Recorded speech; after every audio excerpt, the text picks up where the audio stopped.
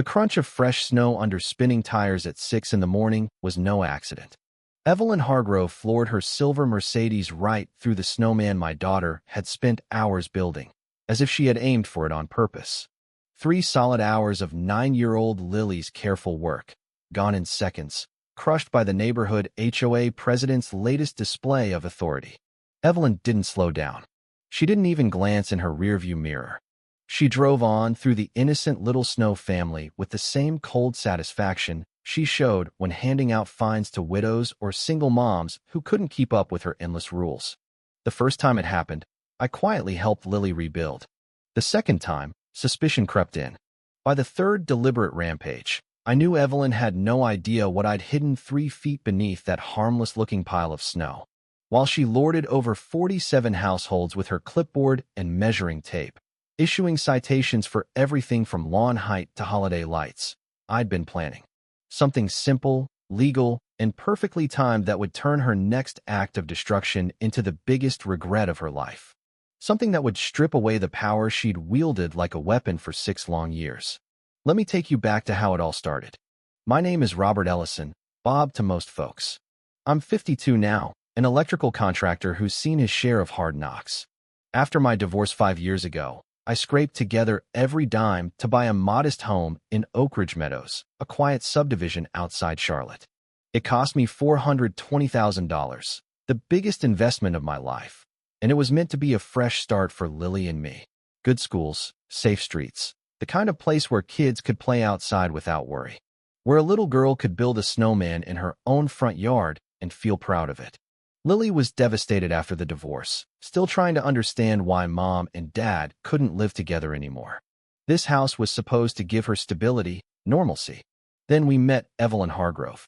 Picture a woman in her late 40s, impeccably dressed, living in the largest house on the cul-de-sac, an $850,000 colonial that looked like it belonged in a magazine.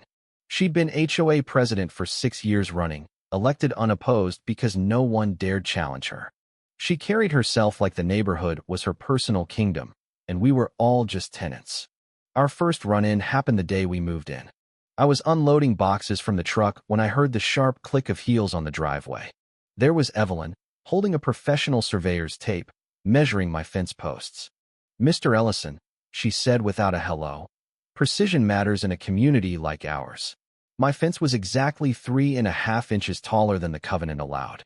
She measured it twice, just to be sure, then slapped a violation notice on my door before I'd even unpacked the kitchen. From there, the harassment became routine. Week 1, $75 fine because my trash can stayed out 2 hours past pickup. I'd been on a job site till dark. Week 2, $150 for Lily's handmade Christmas wreath. She'd spent an afternoon weaving ribbons and pine cones, beaming when we hung it on the door. Evelyn cited non-compliant color scheme. Apparently the gold accents weren't traditional enough. Week 3 hit harder. Lily loved drawing with sidewalk chalk, rainbows, flowers, hopscotch grids across the driveway. It was her way of making the new house feel like home. $225 fine for temporary ground decorations, not removed by sunset. There was an actual rule saying kids had to wash away their art every single evening. I paid the fines because fighting seemed pointless at first. But watching Lily's face fall as I hosed down her masterpieces, it ate at me. Our elderly neighbor, Mrs. Whitaker, started whispering warnings over the backyard fence. 3 families left last year because of her, she'd say, voice low. She finds ways to wear you down until you can't stay. The perfume Evelyn wore, some overpowering floral scent, became our warning signal. Lily would freeze mid-play whenever it drifted on the breeze. "Is the mean lady coming, Daddy?" A local firefighter named Jack Brennan pulled me aside at the hardware store one day. "You know her husband, Victor, owns a big chunk of the property management company that handles our HOA, right? Conflict of interest, plain as day. Every fine she wrote put money in their pocket. But the Snowman incidents, that's when it turned personal. Lily's first big one was a whole family. Dad, Mom, 2 kids, even a snow dog with twig legs. She'd used buttons from my old shirts, a carrot nose borrowed from Mrs. Whitaker, and her favorite scarf. Monday morning, violation notice for unapproved temporary structure. $200, 48 hours to remove. Tuesday, she rebuilt smaller, tucked in the backyard. Wednesday, I watched from the kitchen as Evelyn's Mercedes swerved off her usual route and plowed straight through it. Snow flew everywhere. She slowed just enough to roll down the window. More appropriate placement next time, Mr. Ellison. That did it. Seeing Lily's tears freeze on her cheeks, I knew this wasn't about rules anymore. It was about control, about breaking spirits. Christmas came, and Evelyn went on a rampage. Notices everywhere for decorations left up past December 25th. I stripped everything down at dawn on the 27th, fingers numb from cold. Missed one tiny strand of icicle lights in the gutter, $275 fine, complete with zoom lens photos. That night, her Facebook post, "Standards don't take holidays off in quality communities." I started digging, county records, business filings. Victor owned 35% of Ridgewood Management, the company collecting our dues and fines. Reviews online showed the same pattern in other neighborhoods. Escalating enforcement, targeted families forced out, properties flipped through Evelyn's real estate connections. Midnight one night, I spotted her flashlight beams sweeping yards, photographing violations like a patrol officer. Then came the diner meeting that changed everything. I was grabbing coffee at a local spot when Alan Patel, a software engineer who worked from home, slid into my booth. "You're on our list too, huh?" He had spreadsheets tracking every fine. Single parents hit hardest, elderly minorities. Patterns clear as day. Soon, retired teacher Dorothy Hayes joined us with folders of photos. Jack brought confirmation from city inspectors. Most violations were HOA inventions, not real code issues. Mrs. Whitaker finally opened up, showing pictures she'd taken of Evelyn deliberately destroying Snowman over months. Evelyn escalated. Anonymous complaint to the city about my work truck parked at home. Commercial vehicle in residential zone. Half the neighborhood had contractor vehicles, but only mine got investigated. Then a full inspection crew, photographer, city friend, Victor with clipboard. 3 hours measuring my garage. Citation, unauthorized home business. Cease all work from property or $500 a day.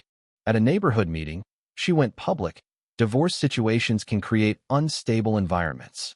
Perhaps some families should consider temporary arrangements until things stabilize. Translation, single dads like me didn't belong. Alan's data proved discrimination mathematically. Jack's contacts confirmed fake complaints. The big breakthrough, Dorothy unearthed old development documents. Oak Ridge Meadows HOA had a sunset clause, automatic expiration after 30 years unless 75% voted to renew. Expiration date, March 15th, last year. Evelyn had been operating illegally for 12 months. Every fine void. We decided to wait.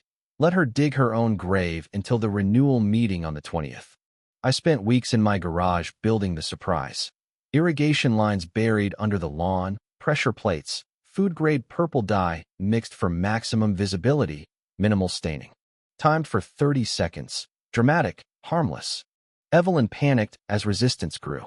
Mass fines for conspiring against standards. Vandalism, sugar in gas tanks, slashed tires. False complaints to my licensing board. She hired private security, called emergency meetings for enhanced enforcement. But March 15th dawned perfect, fresh snow overnight. Lily and I built the masterpiece right over the plates. 6:17 a.m. Evelyn's Mercedes roared down the street, aimed straight at it.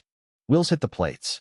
8 jets of purple water erupted 20 feet high, drenching her car completely. She sat inside screaming as lavender cascaded over everything. Neighbors poured out, phones recording. I walked up calmly, handed her the sunset clause documents. As of midnight, your authority expired. Everything you've done this past year, illegal. Sheriff's deputy arrived, confirmed, issued trespass warning. News crews showed up, story went viral. March 20th meeting, 62 households voted. 58 against renewal. HOA dissolved forever. Lawsuits settled big, refunds, damages. Evelyn lost her real estate license. Management company collapsed contracts. New state law required disclosures for sunset clauses. Neighborhood bloomed. Kids playing freely, gardens without approval, real community. Lily's chalk art covers driveways now. She builds snowmen without fear. Evelyn moved away. Justice isn't always loud, But when it comes, it's thorough. What do you think about all this? Was the purple fountain going too far, or exactly what was needed when someone abuses power like that? Have you ever faced a bully in your neighborhood, workplace, or life who thought rules only applied to others? Share your thoughts below. I truly want to hear your side. Do you believe standing up with a dramatic statement is justified against years of injustice? Or should it always stay strictly legal and quiet? Let's discuss it openly in the comments. Your stories and opinions matter.